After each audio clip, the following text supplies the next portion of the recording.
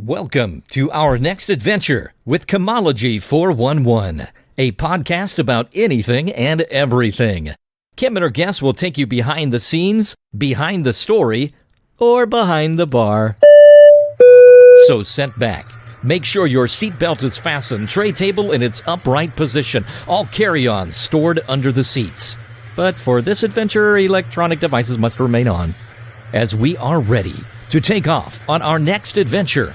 Introducing Kim Schultz and Chemology 411. Hi, everyone, and welcome back. This evening, we're going to talk just briefly about the coronavirus because we probably are about sick of listening to that. Good one. A bill requiring police training for the missing and murdered Indigenous people. California became the first state to ban discrimination against natural hair, and a man gives a $4 million complex to something to allow single moms to live for free.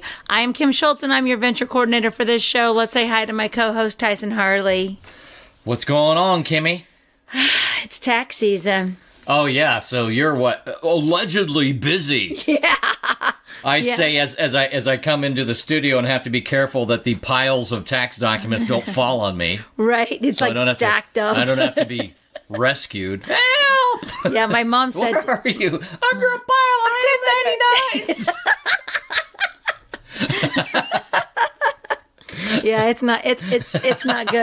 So it's not good down here. What you're saying is you're busy. That's I'm what you're saying. Yeah, and my mom came and was talking about something about we need to hire somebody at the restaurant. Blah, blah. I said, Mom, have Frank write it up. Let me just save it. I said, my brain is not going to remember anything you say because I'm so tired. You're tired?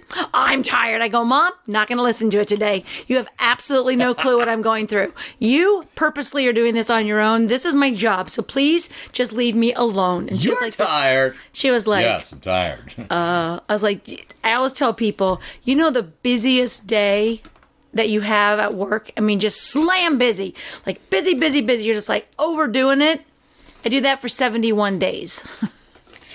Every day after day. I will take a break for like 5 days out of the month or out of the 2.5 months. But after that, nope, there is no break. And then my podcast, I mean, that's kind of a break. Yeah. So anyway. Yeah. All right, we off to Tyson Quick Hits. Okay, number one on Tyson's Quick Hits, an update on a story we did last week where, was it last week or was it 2 weeks ago?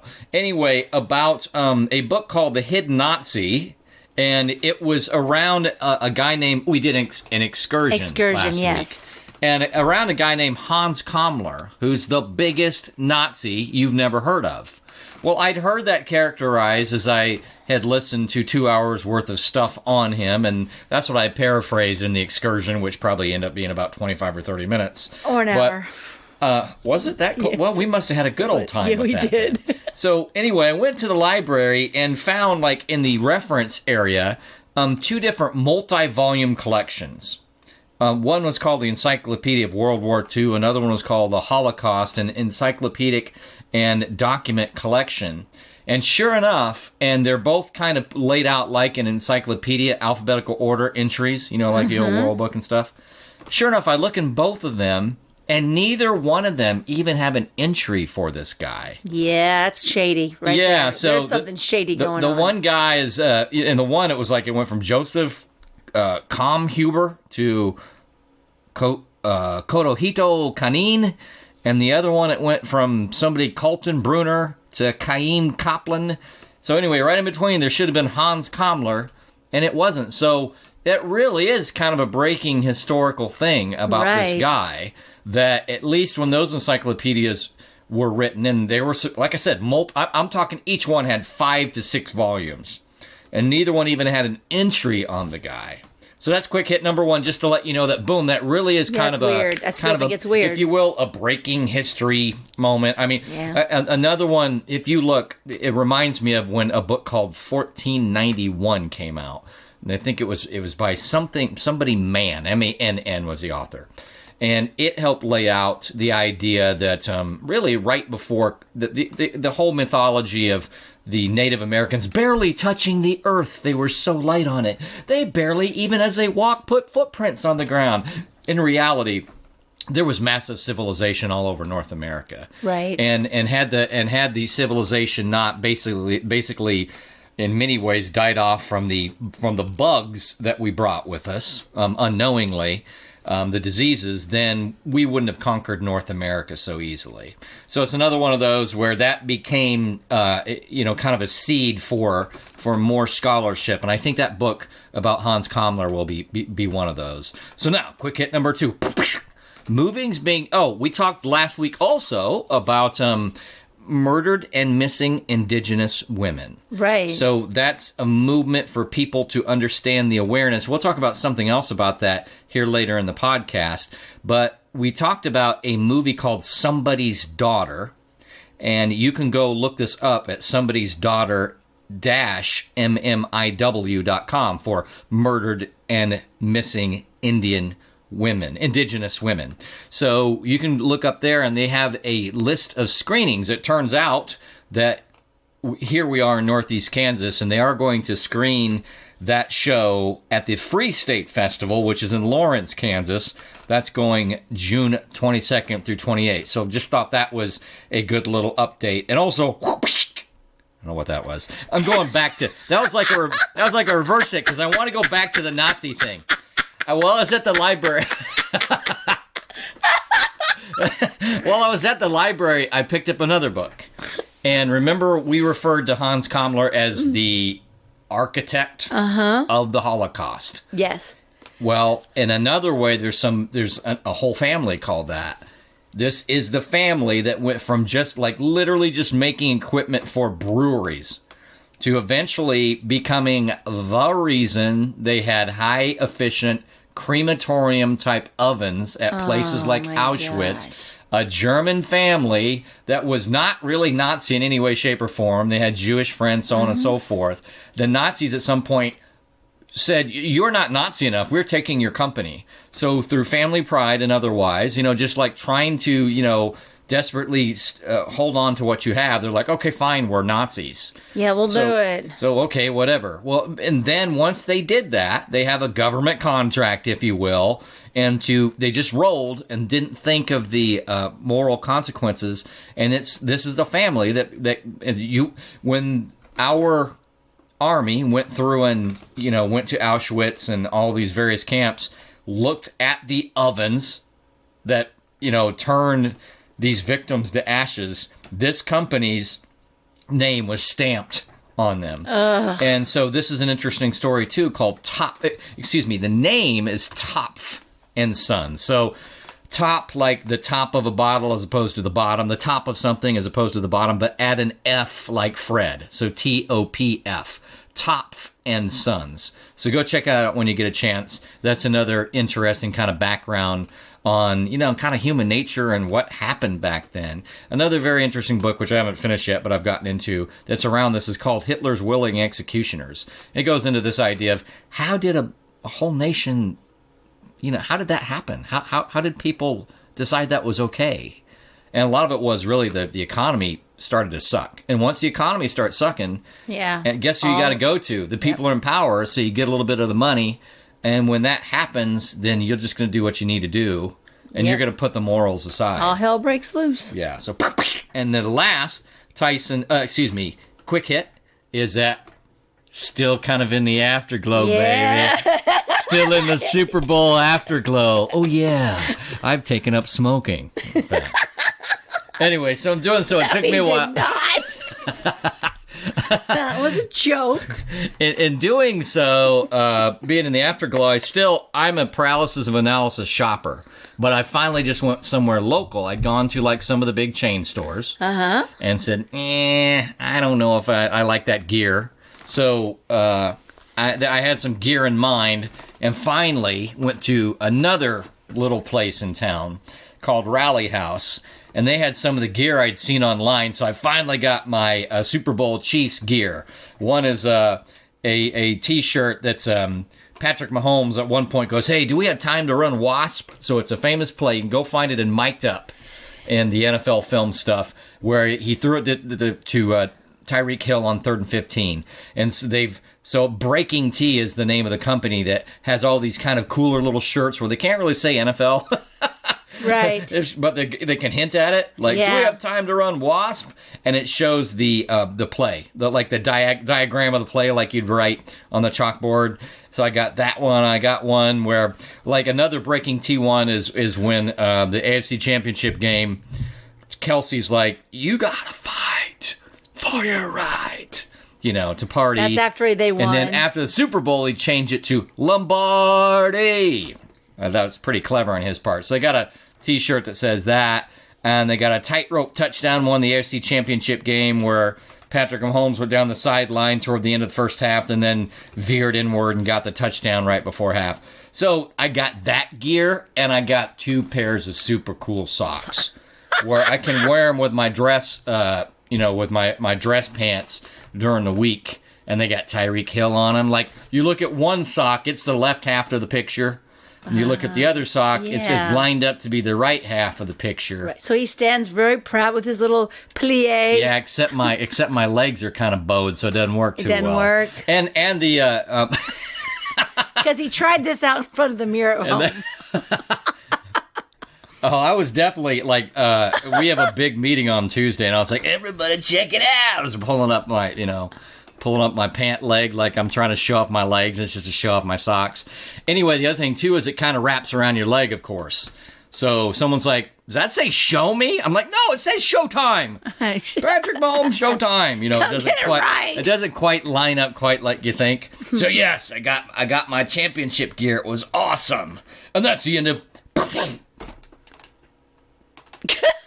You gotta work on that sound effect. You gotta like slap my wrist to go ahead and do some production. I'll have to remind you. Yeah. So let me just remember this. He still hasn't bought a computer yet, but he does have a lot of I may have spent stuff. like $150. Oh my! And I'm still not done because I want to get one that still not done. I just want to get one that has a roster listed. I don't have anything that lists the roster. When the Royals won, I got one that listed everybody. So later on, you'd remember. Oh, I remember that guy was on that team. I just use Google. Yeah. So you guys are listening to this. You're so lucky this week because you got to listen to us 1 hour earlier because it was daylight saving time.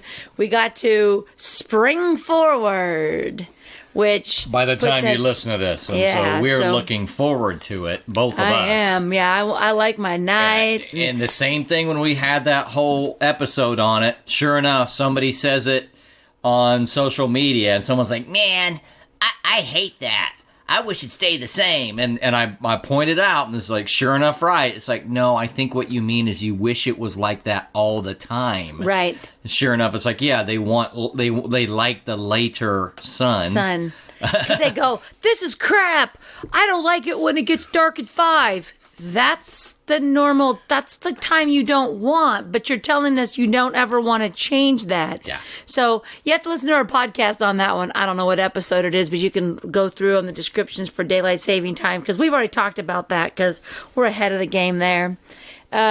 So last week we talked about the vacation that I got to plan, and we're about 75%. Kentucky and Tennessee. Yeah. The Bourbon Tour.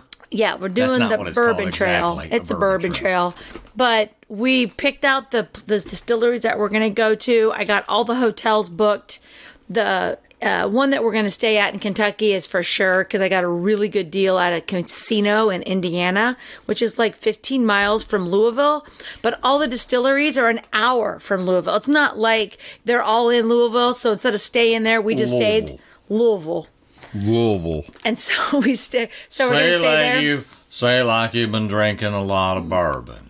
I'll practice that when I've been to my distillery. No, seriously. When you're there, though, I act like maybe I'm kidding, but when you're there, ask them. Okay, I'm probably saying it wrong. How should I say the name of your town? Louisville. Yeah, and so, but the other hotels in Nashville. I think because the hotels were flipping expensive, I think that when they release the roster for football, I think then the prices will go down, because right now it was ridiculous at Nashville, because I'm thinking because last year at that weekend that we're going to be there was a home game. Wait, when are you going again? September 12th. Yeah. So that weekend there was a home game, because we all looked it up and was like, why are these hotels so expensive? He goes, they're probably planning on having a game in town. So I got us some rooms. They're not exactly in Nashville, and I got the one in Memphis. And we picked out what we're going to possibly do, but we still have a little bit more work. So we did that last weekend. And let's see. How about the Nashville tornado? I've not looked into this. That hit downtown, so I'm hoping. Yeah, I've really only seen the headline. I just haven't been watching news much this week or reading. Yeah, I'll have to look. I'll have to look to see what it hit, because we only have like Grand Ole Opry and the Country Music Hall of Fame. Like, those are like two things that we're doing there. So hope that's okay. And so yeah, we've done that. This today, I was on a timeline. Like, I do not have time to mess around. I needed to go to the restaurant. I needed to go fill up my 5-gallon bottles of water for my thing. I was almost out. I needed to go to Dillon's and pick up prescription, and I needed to get gas. I was exactly right. I went, and I needed to get stamps so I could mail some stuff for the restaurant. And I look at the counter. I'm like, oh, I forgot I got a new card for the restaurant. I need to authorize this card. So there's a number on there. Call the number, and it says list your card number. So I'm like, bloop, bloop, bloop, bloop, bloop, bloop, bloop, bloop, bloop, bloop. And then it says verify the last 4 digits of your social. Bloop, bloop, bloop, bloop, bloop, bloop. Doesn't match. Okay. Repeat. Do it again. Doesn't match. Repeat. Doesn't match. And I thought, crap. So now I call the bank. So I've talked to a computer, number one. So I call the bank. And I said, I've got my debit card thing here for my bank account. It will not let me do it online. How do I get this so I can go buy stamps? Talk for a while. Very nice person. Takes all my information. Yes, that was the correct social. Everything was right. But I can't help you. You're gonna have to call this other number, and then they'll help you. And he goes, but I can transfer you. I said, well, give me that number in case I get disconnected. So they transfer me, and the girl goes, I need to get your account number. So I start to read it, and she goes, oh, wait, is that okay? Is that a debit card? And I go, I don't know. It's just a bank card that comes out of the checking account. And she goes, hold, please. So now that's number 3. So then I get another guy. He answers the phone, and he goes, can I get your name and your account number? And I go, you're number 4 that I'm talking to. I need you to know this before we continue. What do you mean account number? Your bank account number. I said, but I just want to get my card to work. I know, but I need your bank account number. So I give him my bank account number. He's like, that's not showing up. I go, because I don't understand. I just want you to say, yes, I got the card. And he goes, I said, this is a business account. Oh, hold please. I go, number 5? Are you kidding me? And so he goes, I'm going to get you directly there. So he connects, he puts me on hold. He comes back. He connects me to number 5. Number 5 says, can I get your card number? And I said, like I told the guy before, you're number 5. I have now spent 20 minutes. This is where you're out somewhere, like trying to use it still? No, I'm at my house. Okay. It's still on the little thing. By this time, I've thrown the little thing away because I thought this number 2 was going to help me, but no. So I'm on number 5. She starts asking me, so I give her the card number, and she's like, I don't have a card number with that information. And I said, it's right here in my hands. I've had this card number since 2002. And she's like, I said, this is our business account. And she goes, so is it a debit card? I go, it's a card that when I use it, it takes it out of my bank account, whatever you want to call it. And she goes, is it a TIF? I go, okay, now you're using bank language to me. And she says, you're going to need to talk to the person that does debit cards. Let me transfer. I go, no. You are not transferring me. I said, you have wasted 20 minutes of my life, and now my entire schedule of getting everything I need to get done is destroyed. So I'm going to hang up right now. I'm going to figure out who I need to yell at, and I'm going to call back later, and I'm going to yell at them, and I'm not going to buy my stamps. And I just hung up. I was done. I was like, I'm sorry. And I warned you you're number 6. You know what? A hacker could call up and have your freaking card. But me, it's my flipping card. No one will help me. None of those people even asked me the right question. So that kind of made me mad a little bit today. Yeah, I want to punch somebody. I was like, I will figure out who needs to get yelled at, and I will call them back. And have you figured it out? I haven't, no, because I came home and I started doing taxes again, and that's another day. But last night I got really quick, our friends invited my family over, so my brother Chris and my mom and I went over to their house, and we had a really fancy dinner. Nice. Like, it was like a set. We had appetizers. We had, like, brie with, like, apricot over top of it with crackers. Brie cheese. I'm not sophisticated. It's just like a white cheese that melt. You just melt it. It's like it's just a cheese you put on crackers. Oh, okay. And then they had olives, so we had some of that. And then we sat down, and there was a bowl, and it was a kind of a carrot spicy soup, meaning it was pureed carrots and something else, which was ridiculously good. And then she had made French onion chicken, which had like a French onion soup, the onions from French onion without the soup over the chicken. Nice. We had asparagus, and then we had mashed potatoes. And it was plated just like a fancy little dinner. And I was like, this is so cool. And so then she brought out desserts. It was kind of like in a martini glass kind of a thing. Mm-hmm. And it had a vanilla pudding with pineapple. Ah, now you got my attention. Pineapple and strawberries with whipped cream on top. But then it had toasted. Whoa. Repeat that. So it was vanilla pudding, and mixed in it was like tidbits of pineapple and strawberries with whipped cream, and then it had toasted coconut on it. Well, I don't eat coconut because it gets in your teeth, but toasted coconut is different because it's crunchy. Oh my gosh, it was so good. So then they were like, do you have to leave now? Because we'd like to play a game. And then we were like, sure, let's play a game. So it's a dice game, and it's called Right, Left, Center. And so it's dice, and the dice have a right, a left, a star, and then a little dot on each of the three dice. So then they had 2 rolls of quarters, and they gave everybody 12 quarters in a little bowl, and you put 3 quarters out. They know about your gambling ways. You know what? Okay. She loves to get. She's like a superstar gambler. So anyway, you roll the dice, and if you get left, you take a quarter, you move it left. If you get a right, you move it right, and if you get a star, you put it in the center. Meaning, and like then if to you get the person to to your the right, left, to the right, and so all you're doing is rolling the dice, and the last person that has the last quarter wins. Hello. Wins the whole pot? I got the whole pot of the 3. So I got the first one. I got the second one. I got the third one. My mom got the 4th one. And Chris goes, yeah, that's because Kim was like, abort. They're going to figure this out. Because somehow she's cheating. So then my mom gave everybody her quarter so we could play one more round. And I won that one. You won 4 out of 5? That's almost impossible in a dice game. I know. Feel like you should have been at the casino. I need to go to the casino now. Too late.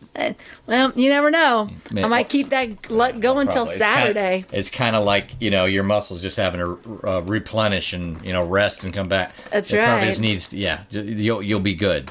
So anyway, that was last night. It was so fun to go to a little fancy party though. Like it was just Why are they so buttering nice. up? Why are they buttering you guys up? Chris has been traveling. He's on tour with Rick Thomas, and so Chris used to work with magician, illusionist. Yeah, Rick Thomas, Mansion of Dreams. I just know because I've seen that pamphlet around town and at the restaurant. Yeah.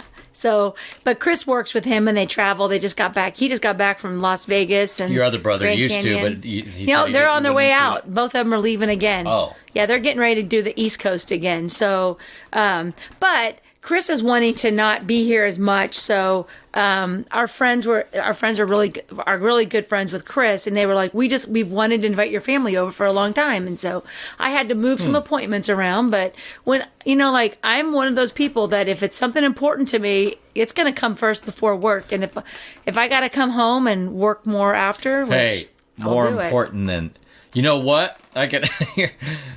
Today I was confused. I kind of thought it was Wednesday. Yeah. And it just occurred to me after work today that part of the reason I still thought it was only Wednesday is because we end up recording our podcast a day late. Yeah. I'm serious, man. Yeah. About midday today, I'm like, wait a second, it is Thursday. It was bonus, man. But I bet you that was part of it because we usually do record and you knew on we had to Wednesday. record, but I had to move Yeah. the podcast because I had dinner and Yeah, and I'm kidding. That didn't bother me in any way, shape, or form. Obviously, that sounds like something the look fun. I'm getting, I see a lot of bother. No, except that I wish I would have gotten some of that dessert. Maybe that's what's seeping out. I don't know. So That anyway, sounds good. you've got something on here about SARS. We're going to start talking about the coronavirus just a little bit because it's like the biggest thing, and to me it's just annoying. It's starting to annoy me just a little bit, and I'm not taking it lightly of people getting sick and dying and all that. So that's not what I'm saying, but. You know, Proportionality. correct. How many people died of cancer today? All that stuff. So you guys may have seen this. Now, I saw it about maybe a week ago or 5 days ago, where it was actually from early February, but it only kind of hit the social media, got the social media inertia within the last week about Dr. Drew slamming the media over coronavirus. The media needs to shut up. And what he says is that the media just does not do medical stuff well. They just don't.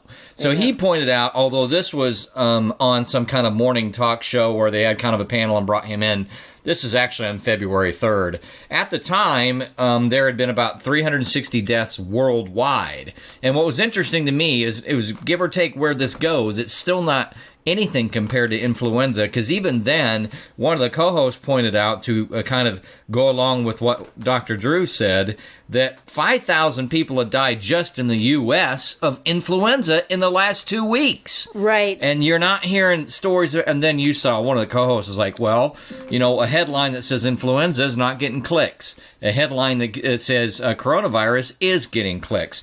But even more so, what I found interesting about that story is that at the time there had only been about 360 deaths worldwide, and one of the co-hosts pointed out, to be devil's advocate, yeah, but it's already more fatal than SARS. I want you to think about that. From beginning to end, and actually we looked up something and looked like maybe they had their numbers slightly off, but from beginning to end, SARS was a humongous deal too. And it ended up being, by some counts, less than 1,000 people dying in the entire globe. Right. So the other thing that I saw today that was interesting is I told you I went to lunch and had one of the news networks on, and they were sitting there talking about coronavirus for like 15 minutes, talking about the price of the test. Now, you and I have looked and we'll cover it a little bit, but listen, there's been 11 deaths in the entire United States. We have 350 million people. This is going to sound very Tyson Harley conspiratorial edge of things, as you see from my Facebook page, but that's because there's an element of truth in it. Go look into it, and the ability to influence, because of all their advertising dollars on media, and specifically news media, of the pharmaceutical companies is humongous. And now there's overlapping ownership between those media companies and then the pharmaceutical companies. So, in my opinion, this whole story was about how, hey, these the demand, they can't meet the demand and or the price of these testing kits. To me, that was basically an infomercial hoping to influence the government to subsidize these tests. Yeah. Because again, there'd been 11 or 21 deaths so far, whatever it is, in whatever, about this month or so, and we're pushing it. I mean, they talked for 15 minutes on coronavirus. Yeah, it just instills so much terror in people. But I found it interesting that SARS is like a similar, and I don't want to say this isn't going to be worse, but the idea that it just so look back and go, wait, everybody made a big deal out of SARS, and by some accounts it wasn't even 360, but then we have another one that says it was more than that. Even the one we have said it killed not even close to 1,000 people, and the entire, from beginning to end, 774 people. So that was what I wanted to mention, just regarding that Dr. Drew thing. But you have some more stuff here. Well, At this point, we think about 2,100 people have died. Well, it says 2,100 people and infected more than 75,000 people. This is a BusinessInsider.com website article. with the China Wuhan coronavirus compared to SARS. The virus, okay, so this is kind of just for this is what we find. This is what we're looking for. So if it's not true, and you know that, comment below. But it says the virus might have jumped from animal to people at a Chinese wet market where live and dead animals were sold. Yeah, and to me, and again, I don't know anything, and again, you can comment, but yeah, well, the moon might be made of cheese, too, because Right. I can't tell. And so anything coming out of China, do I really have any sense of whether it was really broken out of a laboratory? Because we know such laboratory, I mean, as an accident. Right. I mean, I doubt it, like anything that's on purpose, and I'm pretty conspiratorial, but I don't expect it was on purpose. But that doesn't mean if you make mistakes, government's like, shoot, our government lies through its teeth 95% of the time, and China's worse. Right. So Yeah, they if some control kind the of media. accident did happen, are they But- going to tell the narrative correctly, or are they going to just kind of make So if their you own go spin? to any Wikipedia, because I looked up, I was like, how did it get its name? And Wikipedia does say coronaviruses. So coronaviruses are a type of virus. It's not the virus. Including SARS, right? Okay, so when you say, I had the flu has different strains, which you get a flu shot. So when you say the flu, it's like saying the coronavirus, because what coronavirus did you get? Right. And it says it's a group of viruses that caused diarrhea. No, I'm sorry, diarrhea. Indigestion, diarrhea, I was reading caused diarrhea. nausea, heartburn, indigestion, upset stomach, diarrhea. It causes diseases in mammals and birds. There's more diarrheas later. Diseases in mammals and birds. In human, coronaviruses cause respiratory tract infections and are typically mild, such as a common cold.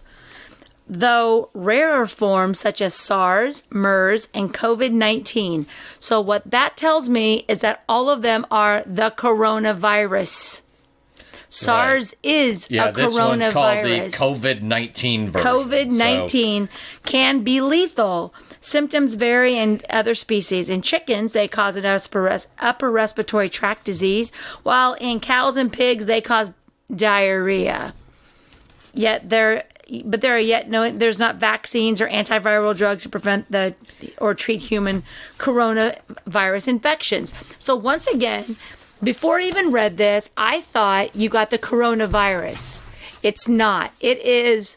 And when they say SARS, the coronavirus is bigger than SARS, SARS is the coronavirus. Is a coronavirus. It's a type of one. So they're not even getting that true when they're like, oh, so you've got to kind of stop and listen and take effect of what exactly Well, another this thing, is. remember a point you made real quick, and I know we don't want to go long on this, but someone tried to kill the administration over this idea of the price of the vaccine, and you, in doing your research, pointed out that there ain't one. No. So, and it's probably months away. So when someone said, yeah, we don't know that it's going to be affordable. So anyway, the administration was pontificating over the possibility of whether or not this would be an affordable vaccine. And they said Right. one thing, then they said the other. But the honest, who cares? I mean, we don't know yet. Right. Because there isn't a vaccine. So Did it was we have like a another SARS? kind of a fake.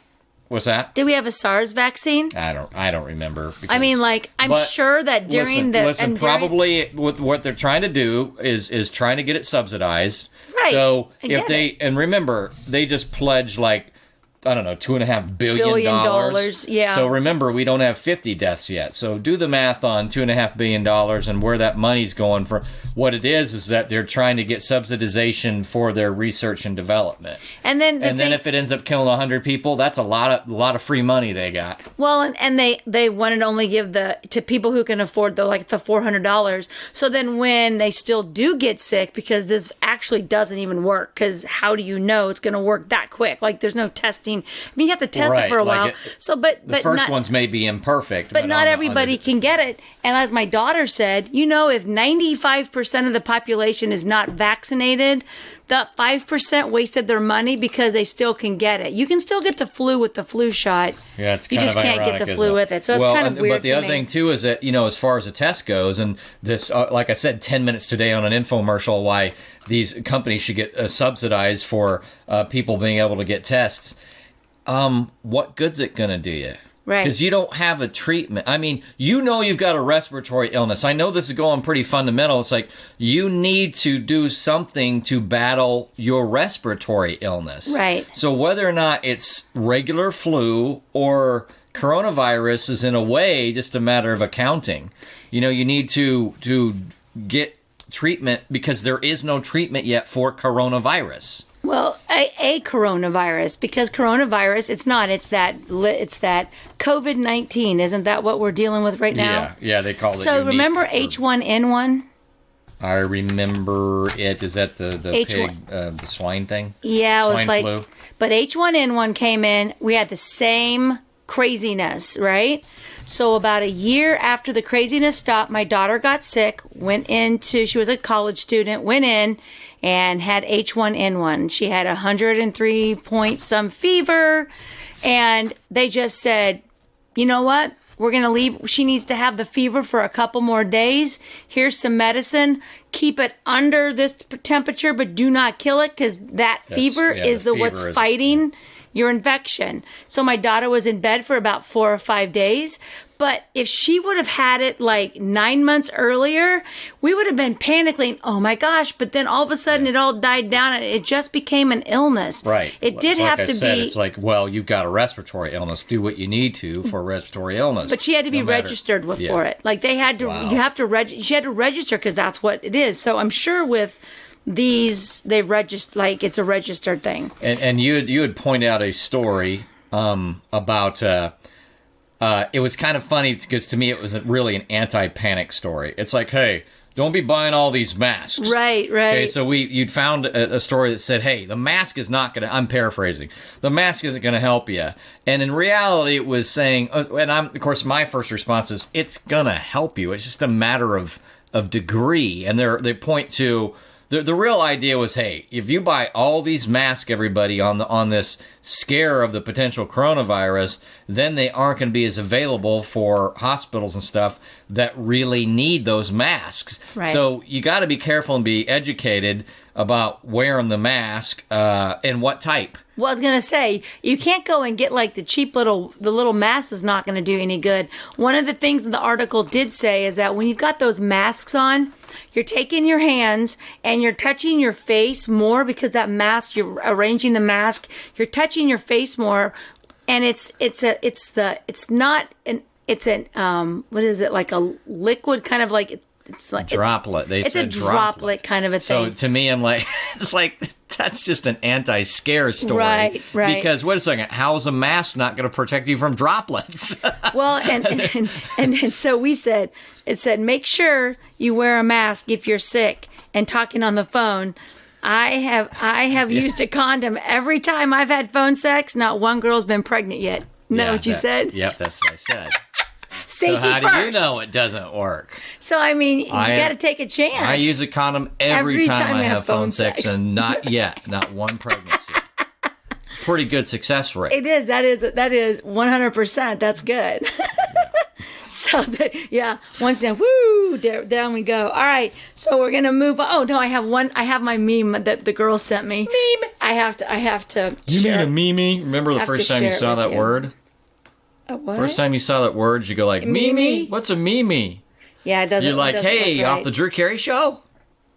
Remember Mimi? Big Okay, so let's see here. Oh, that's not the right person. I hit it and then it's... where's it at? Oh, so this is what my girlfriend sent me today. Most y'all gonna catch chlamydia before you catch coronavirus. Now, those are my nurse friends. Most y'all. Most y'all. It's a me. And my friends are like, true story.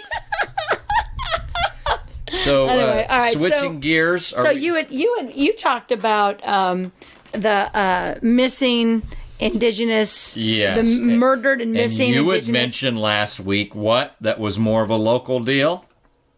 I don't remember. Oh, well, this very thing right here. I guess we didn't mention last week. We just talking to me earlier.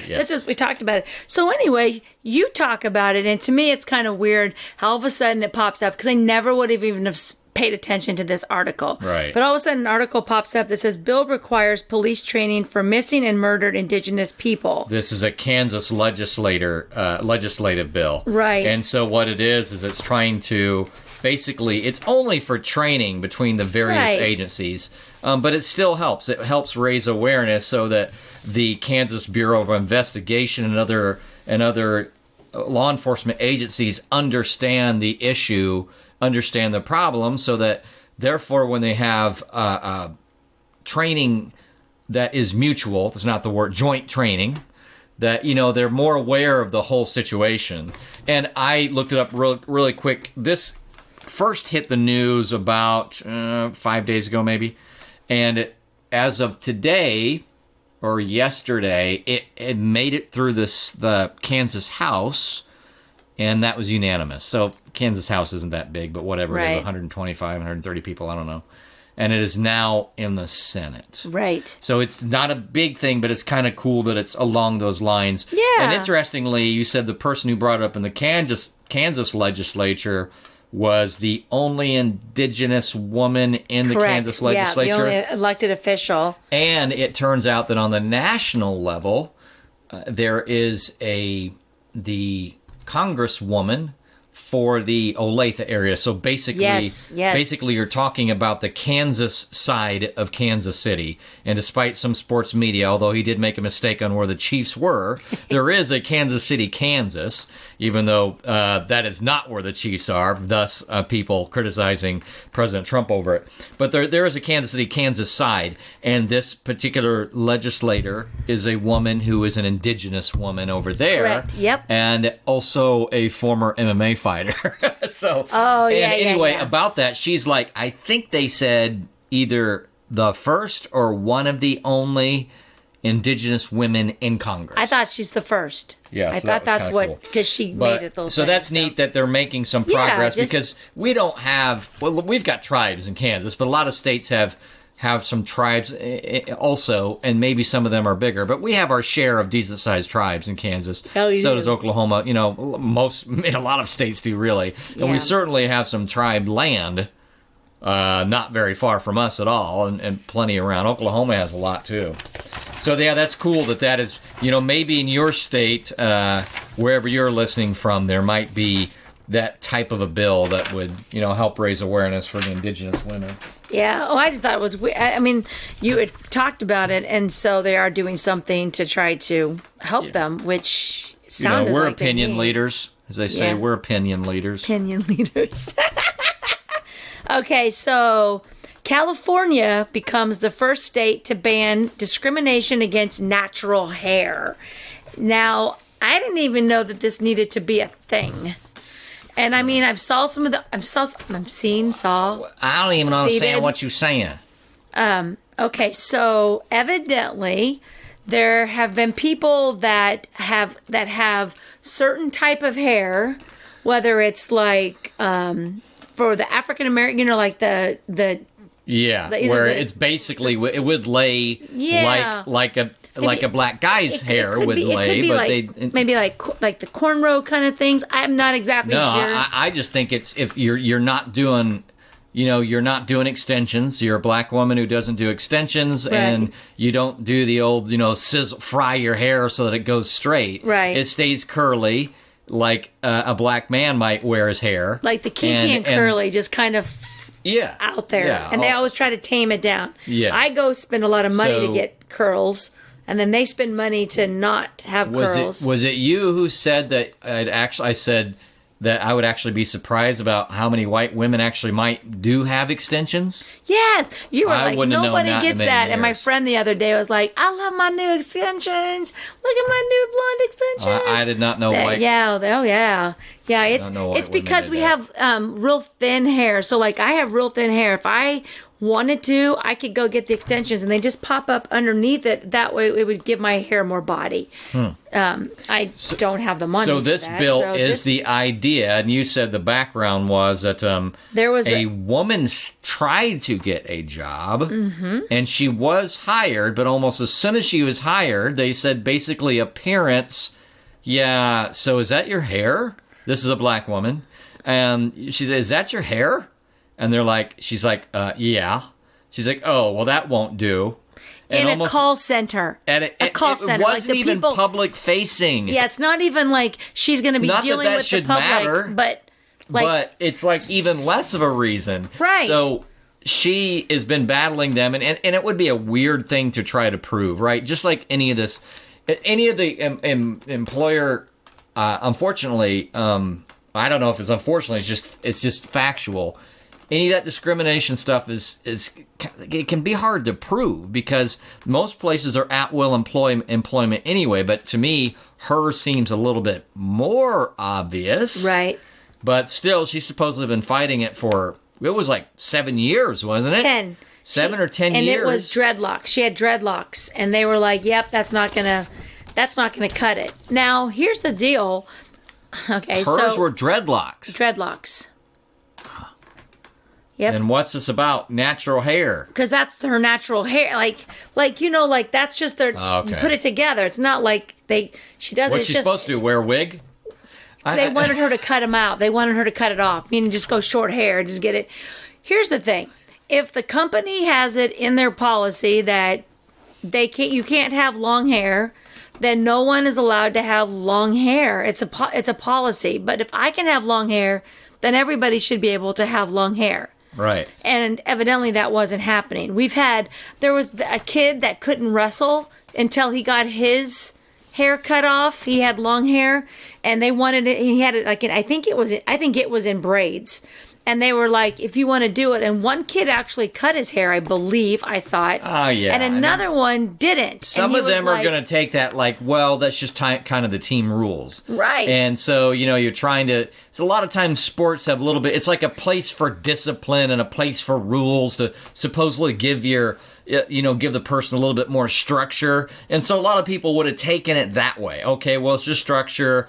We have a certain appearance that we want to project, and it's just a more clean-cut appearance. But on the other hand, I can totally see why someone would be like, really? I shouldn't have to cut my hair to participate. So anyway, I'm totally cool with this bill. I don't know how good it will do, but first state to ban discrimination against natural hair. It would be interesting as to what the enforcement mechanisms will be, but I guess it will be just the same as any other employment discrimination, I would think. It says, now lawmakers are stepping in. California State Senator Holly Mitchell introduced the first law to associate hair as an extension of one's race, which is legally protected.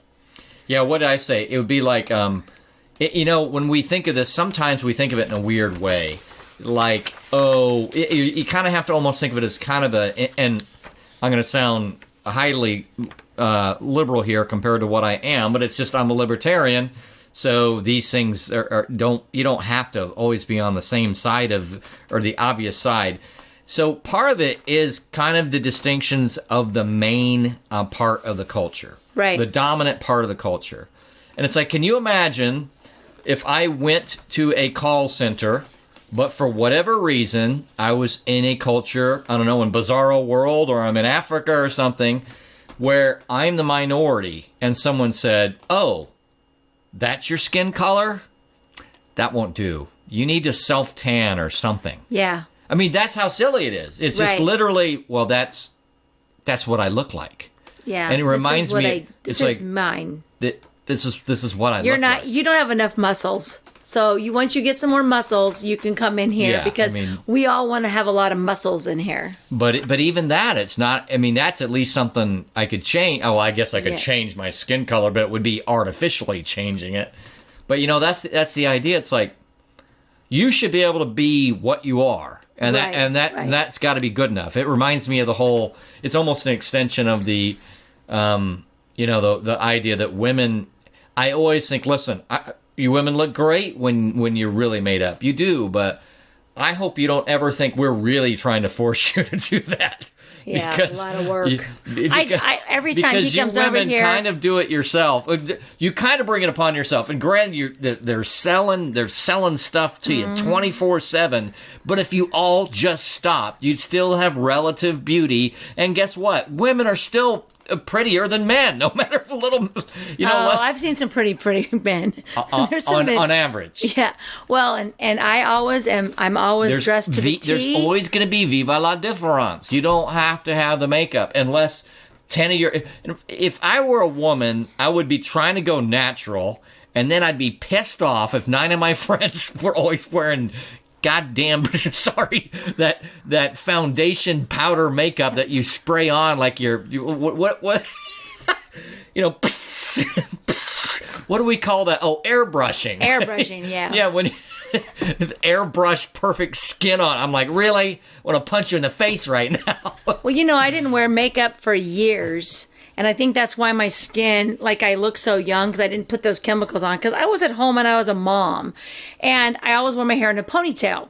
But if I wore my hair down, curly, with makeup on, no one knew who I was. No one. Now it's opposite. Because in 2014, my lifestyle changed. I had to start wearing makeup, putting my hair down, and looking more presentable when I went out in public. So now when I wear a ponytail with no makeup, no one knows who I am.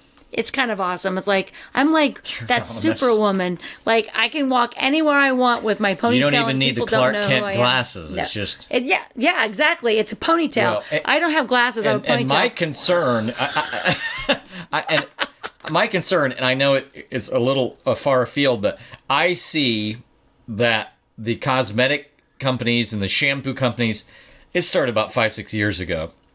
Used to be soap was good enough for a dude, and that's just the way it was. Oh, yeah. And now they're pushing, just in general, the pattern is to more, I'll say, metrosexuality. Mm-hmm. And pamper yourself a little bit. Yeah, anyway, I'm telling you, some dudes are gonna... I mean, listen, celebrities already do it. Celebrity guys, if they know it's gonna be a photo shoot, they put makeup on. It's not just in front of the camera. But you have to put makeup on for the theater and stuff because you can't see it. There's like...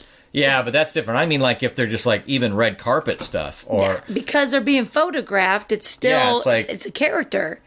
And those women, some of that is way too much makeup. I don't know how... It takes me 5 minutes to put my makeup on. Now, I spend about an hour and a half before each podcast to make sure I look very presentable. Hey, but we're keeping it real over here. I don't put on makeup, and neither does she. No, there's no makeup. I'm in sweats and a sweatshirt. We're in a makeup-free zone in this studio. We don't want the airbrushed makeup particles to get into the equipment. Yeah, we don't want that. That's it. So New York could potentially be the second state to sign this bill into law. The bill has passed both the House and both houses in the state legislature, and it just is waiting for the governor's thing. So I think this is going to be something that's just going to become everywhere but Kansas because we never do anything. We're like, can we discriminate? Only against us. You cannot discriminate. Everybody else, do it. Right. All right. So we did our podcast a couple weeks ago, and I talked about my plan to help a single parent get back on track. And then all of a sudden this story kind of popped up. And that one was about basically a car, charitable car charity, and therefore cars for I'll say loan, for charitable loan, and for a certain period of time with some... and a plan around it. Right, yeah. So, mentors and financial literacy and trying to get them better jobs and train them how to be responsible and understand. But to have that transportation. Yeah, because you need the transportation. When sometimes you're in a financial situation, you've got kids, so you can't just wait on the buses. And as I said, for some people, and we have to remember this as we start to make a little bit more money, later on, $700 to fix the car might as well be $5,000. Right. It ain't happening. No, it's not. So, and then they lose their job because they can't get to work, or they're calling their friends. So this story came around, and a man gives $4 million apartment complex to let homeless women and their children live for free. And I thought, oh my goodness, that matches my thing perfectly. But I don't like the live for free. I don't. The word free to me it's one of those like fingers on a chalkboard. Right. I don't believe that. And I'm sure that they use the word free, meaning that they don't have to pay rent. But I would hope that there is something that they're doing to understand the importance of what they're doing. Because when you just give something for free, they don't respect it. They don't know. I mean, for the first 6 months, some of them could. Well, and you could but be you don't financially understand for it. free, but you're Right. saying even if it was financially free, you need some Right. other structured, I don't know, lessons or work plans. There's got or something and it around can't be forever. They need to work, build them up so they can afford their own living. So I'm hoping that this is a project that says, you can come here and we're going to work with you and you live here for free and we're going to take this money, we're going to help you be a better person, and then you're going to move out on your own, and then you're going to have people come in. Now, if I were, this was like 10 years ago, but when I won the lottery and it was up to like $1 billion, what I wanted to do is build a compound that had houses, apartments, all different sizes, a pool, a rec center, everything there, and that I would bring in families, and it was only for families and single parents. Children had to be involved in my plan. And they would come in, and it was almost like a community, and everything there was done by people that were living there. They still had to pay rent that went up, and they had mentors, and they did all this kind of work. But they only had so long to live there, and then you were to move them out into their own house or their own apartment or something like that. And then they would still have you to guide them, because as much as we want to make fun of all these poor people, a lot of these people do not have the education or the skills to understand how to spend their money correctly and live within their means. And just the their recent life path has not given them the confidence to, that they can go further along a successful path. Right. So this guy, I don't know him, but he's famous on PBS for a travel series. His name is Rick Steves. And he's made a lot of money also through European travel guides that he's published. So he's worked, this is up in Edmonds, Washington, which I don't know if that's a suburb of Seattle. I don't know Washington that well. That's always my first guess when it sounds like a metropolitan area in the state of Washington. Seattle? But I don't know, Edmonds, Washington. And he said that as part of his, instead of a retirement plan, he liked the idea of just buying apartments. And over a period of time, this started some time ago, working with the YWCA and the Rotary Club. And as he bought them, with a plan with them and some other funding, they helped spruce them up so people could use it. Well, now through a period of time, he got the whole building complex. Right. So it sounds like he's been doing, and then I think maybe he did own it. Now he's given it to the YWCA. And it's a full, what is it? $4 million $4 million. Complex, 24 struggling women, and probably that means their parents. It says and their mothers, without worrying about the rent. He purchased the building back in 2015. See, to me, that sounds like he finished purchasing the building. Right. Because another article said that he'd been working on this for a while. And then his friends came in with some help from the Gates. Was it Gates? Yeah, Foundation? I think it was the Gates Foundation. Actually kind of renovated it. And it's like little they're 2-bedroom apartments, and I'm really hoping that there is a program behind it, because I will support educating and putting people back and helping them. I will never support just handing over free stuff. And people be like, but Democrat, you're a liberal. Well, first of all, I'm just an intelligent person to know how people are, and I don't want to give things away for free, but I do want to give and I want to help. Well, we have something too near here called the Battered Women's Shelter. I'm sure there are facilities like that throughout the country, and that was a YWCA thing. I don't know if it's broke off now. It's not called the Battered Women's. It's the same thing. They renamed it though.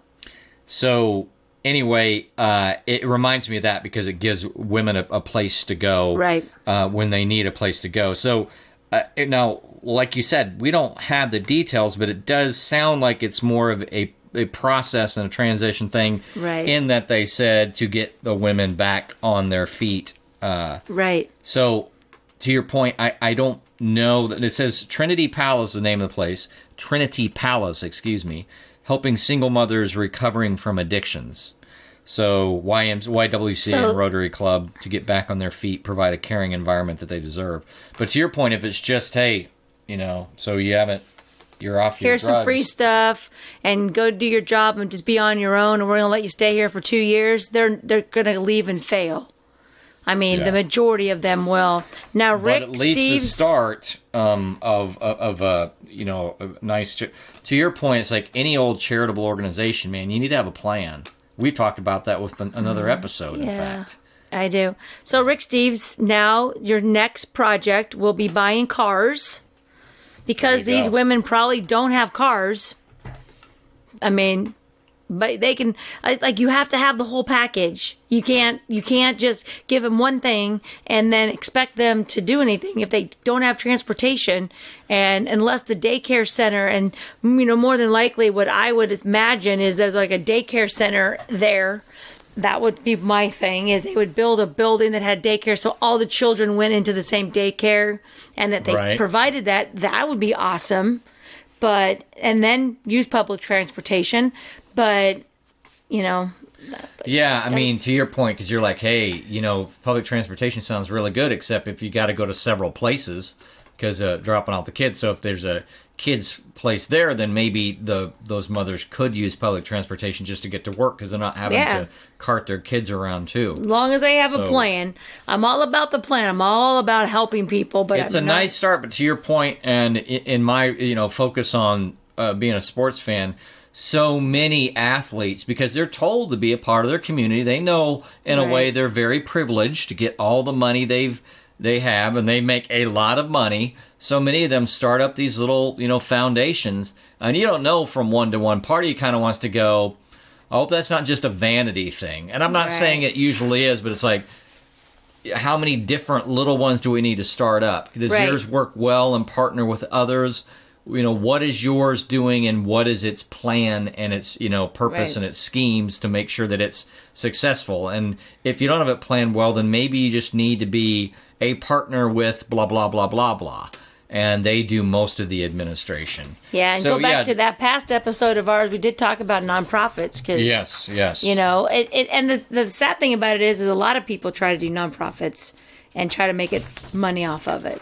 Or it's a way to dump money to save money on their profitable business. And Yeah, we talked in that episode about how much money some of the, and even kind of what the limitations were on what those officers could make as part of nonprofits. right. So that was one of our early episodes. We're on about 23 now, 22? Oh my goodness, I didn't even think I even said it. Yeah, we're on, I think this is episode 22. Oh no, I'm going to have to look it up.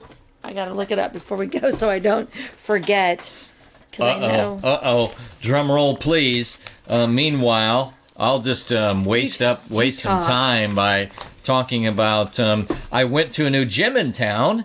That was very interesting. I am just kind of splurging on different gym memberships because we have so much competition right now. You can literally have one gym membership for $5 a month, another one for $10, and another one for $10. So we have gyms coming out of our ears right now. Oh, my gosh. And one of them is opening up tomorrow, and we're about to get Orange Theory, which I don't know. We talked Right, about we it talked in about show that prep. too, yeah. And I've heard of Orange Theory, but I hadn't really looked into it. It's well, my coworker says the people in Lawrence at that location said one was coming over here. So anyway, I don't know. That also sounds interesting, but it's like I probably don't need 4 memberships. No, I have one. Yeah. I just do Great Life, but I'm going to use the hydro bed. I am planning on, it might even happen tomorrow. If it's available, I have to, so I've been there since 2012. I've been at Great Life, and I usually worked out downtown when I work downtown. But now that I work at home, Berkshire, the one I go to, is kind of close to my house. And they have the hydro bed, and it's part of my package that I've always paid for. I've never used it. And they have tanning, they have all that kind of stuff there. But I was like, I need to use it. So we've always had, like, my friend used to work there, Michelle. She was always nice, but we've never really had nice people that worked the front counter. I mean, they were always just on their phone. They always like, hi. And I always walk in, good morning. And they're like, morning. Not me. I go, meep. I just do my badge and off I go. Not mine. So when, like, I go in the other day, one of the guys, like, ripped the door open to open it up for me really fast, but the sun was in my eyes. I didn't see him. And I go, holy shit, you, like, scare the crap out of me. And he goes, I am so sorry. I go, no, I'm not mad. I'm just... I thought that was going to end up with, like, it hit you in the face or something. No, because I hadn't got on the stairs yet. And so when I went to leave, he goes, I'm really sorry. I was like, no. Or when I walk in, he's like, you're here. She's here. And so we've got these 3 guys, and they're just hilarious. They're just so nice. And so it's kind of weird how the whole attitude of the gym has changed. I've got people, like I said, I've been there for so long. I've got people that now they actually talk to me. So today I've got this older gentleman. He's 83 years old, and he comes over and he works out almost every day that I'm there. He's there. He gets on the Stairmaster thing, or the elliptical, and he does that a little bit. And I'm always joking around with him, and he always says something, and I'm just always rude to him. Does he look like Pete Carroll? I don't know. He's an old man with gray hair. I don't know. Yeah. So Is he trim? today, no. Okay. So today I was stretching out in one of the side rooms, and he came over, got a drink, and I didn't have my headphones on because I was listening to my interval timer. And so I was listening to the gym music, and he came over and he said something, and then he goes, and I bow to you. And he turned around, and he bowed to me with his butt facing me. And then he got up and he just walked away. And I was like, I love my gym. You're like, what the heck did he say before that? Well, and he always Did you goes, just like see his mouth moving? And then by the time you listen, he said, and I bow to you? no, he just goes, I remember what he said to me. He said something that's about right. get You your said he work didn't in have or you. whatever. I just don't remember. But he goes, and I bow to you. And he turned around and bowed. And so sometimes I walk up and he goes, know that. I got something to say.